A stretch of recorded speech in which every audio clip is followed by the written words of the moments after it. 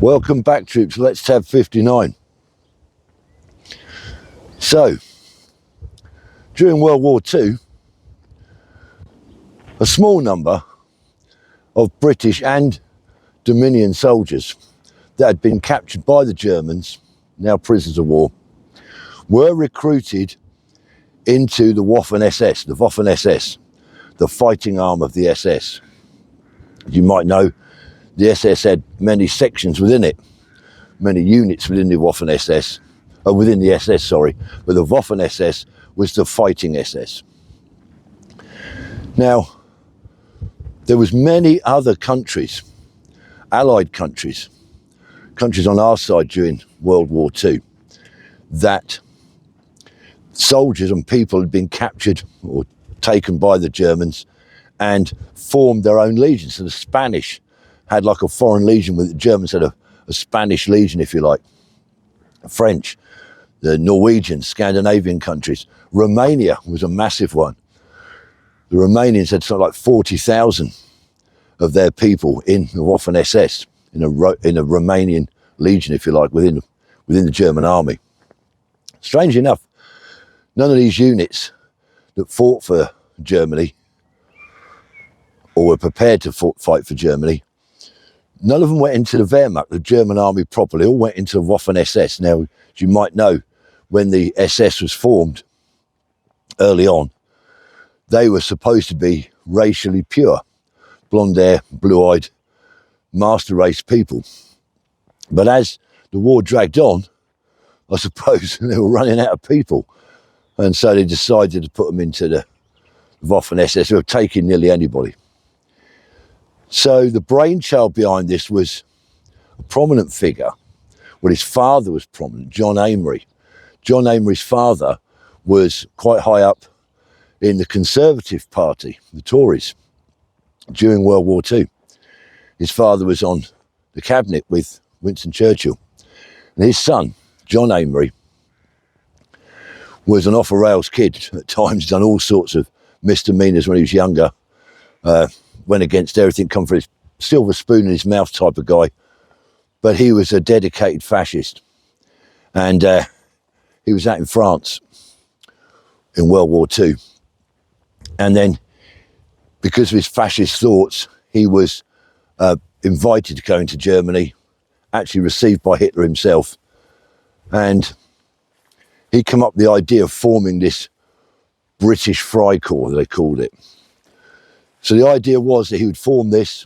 He had full support, obviously, of the Germans. Because, like I said, he'd got many other countries involved, but Britain, not so much. So he decided to head this up and form this British Fryore. Well, it didn't go that very well at all. In fact, there was only around 54 members of the British Fryore within the Waffen SS. So what's that, a couple of platoons, not even a company, is it? But out of that 54 or so, there was only ever 27 soldiers actually active in that unit, so a platoon strength. And to be honest, I'll get on to this, they did see a little bit of action. Well, it's rumoured, it's discussed that they saw a little bit of action. But really, they were a propaganda item. They were paraded around. In fact, many veterans out there watching this that were out in Germany in the Cold War days will know Hildesheim, a large town in northern Germany, Hildesheim. I believe when I was out in Germany, Hildesheim was home to 5 Heavy Regiment Royal Artillery, and I think there was an Army Air Corps squadron also located up there. So they formed them at Hildesheim, and that's where they sort of paraded them around. They got the same uniform as the SS, but instead of having the SS runes on the collar, they had the 3 lions. And also on their sleeve, they had a Union Jack emblem in the shield. And they also had like a cuff band that said British Fryore. There's plenty online, you can research it better than I can tell you, but I thought I'd talk about this today. So how they recruited, well, basically, once they got a couple of members, they started making these recruitment posters. They were visiting the prisoner of war camps And I mean, the conditions were pretty rough for British prisoners of war and the Dominican members as well. It was pretty rough. And so they sort of said to them, look, you'll never be asked to fight against the British, your own kind. You'll never be asked to do that. You'll only ever be used to fight the Bolsheviks. And they specifically used the word Bolshevik rather than saying the Russians. And they were sort of saying how bad communism was, and that if Germany didn't stand up and defeat communism, the whole of Europe would fall to them later and all be under Stalin's boot. So that's one thing they kept saying to them. And the other thing they said to them was, you'll get fed better, you'll get paid the same wage as a German Waffen SS soldier, whatever your rank happens to be. And they basically set up like a holiday camp and would take them there. They'd get food, booze, cigarettes. They were allowed to go downtown and mix with German women. And so it was appealing to some people. Not a lot, but some. As I say, it was only 54 or so ever took up the offer. And at any one time, the maximum number they had was 27 soldiers. But basically, some of them did it. So, were they traitors? Well, yes, of course they are. As soon as you collaborate with the enemy in any way, shape or form, you are a traitor. But you can see to a degree why some of them would have taken it up. Especially if they were, I don't know, a bit of a lad anyway, had enough of this bread and water routine or whatever they were on, and thought, hello, you know, we're never going to fight against our own blokes. We can have a few drinks, get some fags, get some decent grub, and a bit of freedom. And so some took it up. But yes, they were traitors, obviously. So they were lauding it about, having a good time, and then they moved them to Dresden to start training proper. Again, as I say, there wasn't many of them. Now, while they were in Dresden, of course, the Allies, especially the British, we were giving Dresden a right pasting. You know the history on that, I'm sure. The amount of bombing raids that took part in Dresden, the streets on fire, etc. And they witnessed some of that. They pulled them out of Dresden, and eventually they sent them to River Oder, and on the Russian front proper. Now, this is where some people say they did fight, and some people say they didn't fight. Certainly when they got to Oder, they were come under Russian attack. A Russian unit advanced and attacked the Legion. Now, this unit, this Waffen SS Legion, had this small number of British Fryore guys there, but the rest of the unit was made up of Romanians, Scandinavians. They were all foreign troops fighting for Germany in the Waffen SS. They come under severe artillery and mortar attack for a number of days, weeks, out in River Oder, and eventually they were pulled back from there. So the chances are they didn't just sit there and take a pasting off the Russians. Chances are that they did fire some shots back in anger. So they saw minimal combat. No one from the British Fryore was ever killed in action out there. Now, they were pulled back from there, and it was pretty clear to everybody then that the war was coming to an end. We're now talking 1945. And so many of them would rather have run away from the Russians and didn't want to get captured by the Russians. They were going to go anywhere. They wanted to get picked up by the Allies.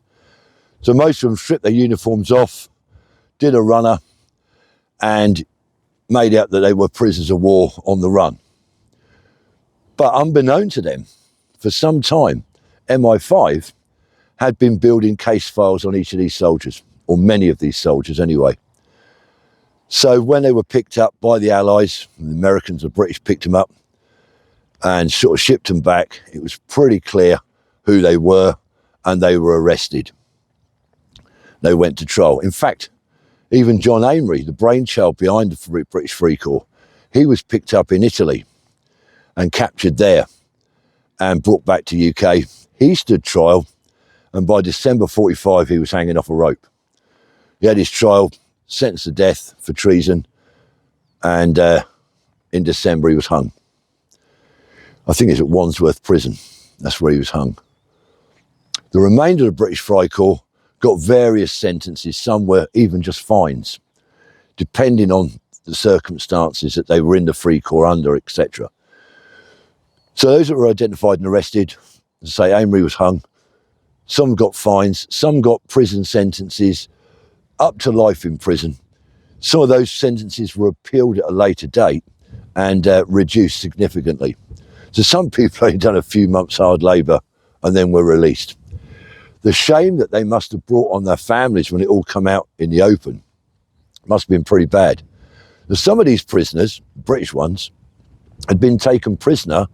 They were part of the BEF, so they were out there, and when France collapsed and the BEF, amongst others, got back to the beaches at Dunkirk, as you know, 300,000 of them were rescued off the beaches at Dunkirk, Operation Dynamo, but some were captured. There was a rear guard left behind. Many troops were captured. So they'd been in prisoner war camps for some years, and away from home, obviously. And they joined the British Frycore. Now, would you have done that, given that option? You know, somebody comes around to your prisoner war camp and says, listen, son, there's a way out of here for you, a better life. Rather than sit here festering, that's the enemy over there, that's who you should be worried about. Come and join the British Frycore. Here's a flashy uniform. You can go downtown, meet the local girls. We'll pay you the same. All the food you want. Happy days. And if they've been sat and rotting in that jail, I can see the temptation. I'm not saying I'd have done it, but I can see the temptation. You've got a young, disillusioned soldier been in prison of war for a number of years, thinking, well, I ain't going to fight the Brits. I'm going to be fighting against communism. Maybe it's a thing to do. As I say, some people only joined up very, very briefly, joined the British Frycore, and then thought after a few days, no, actually, I can't do this. And they left and went back to being a prisoner again, and probably got punished hard. So the British Frycore, would you have done it? It's easy in hindsight now to say no, isn't it? But it could have gone the other way. So it'd be interesting to know what your thoughts are about the British Frycore. As I say, if you want to look at this further, just Google it. There's plenty of stuff on YouTube on here, much better than I can do for you, but I just want to give you an idea of that in case there's anybody out there that had never heard of the British Frycore, the British and Dominion soldiers fighting in the Waffen SS, or were going to be used for fighting. Didn't see much action at all. So there you go, that's that. Right, if you're new to my channel and you haven't subscribed, please consider it. I'm not saying do it, I'm saying consider it. And just before I go, one last push for these Let's Tab 59 baseball caps that we've got. We need to shift them. We've not got that many left now though, but once we've got rid of these baseball caps, they're only £7 each, plus a bit of post and packaging. I'll leave a link in the description where you can go to find them. Once we've shifted these baseball caps, then we'll have enough cash from that, generated from that, to produce our next project, which is going to be a sandy coloured t-shirt. It's going to have a Union flag on one arm, it's going to have the Let's Tab 59 logo on the other arm, and on the front it's going to have the trace around. Not a picture of the trace around, it'll just have trace around, but it'll be done in quite a cool way, hopefully. Graphic design should come out good. But we can't take that further until we've moved these baseball caps, so please, if you haven't got one, please consider getting. They're only £7 each. They're good quality, they're not bad. I've done a few videos back where you can see the baseball caps. They're all right, but we need to get rid of them so that we can get the funds for the new t-shirt. So enough waffle from me. Take care, stay safe, and remember, let's tab.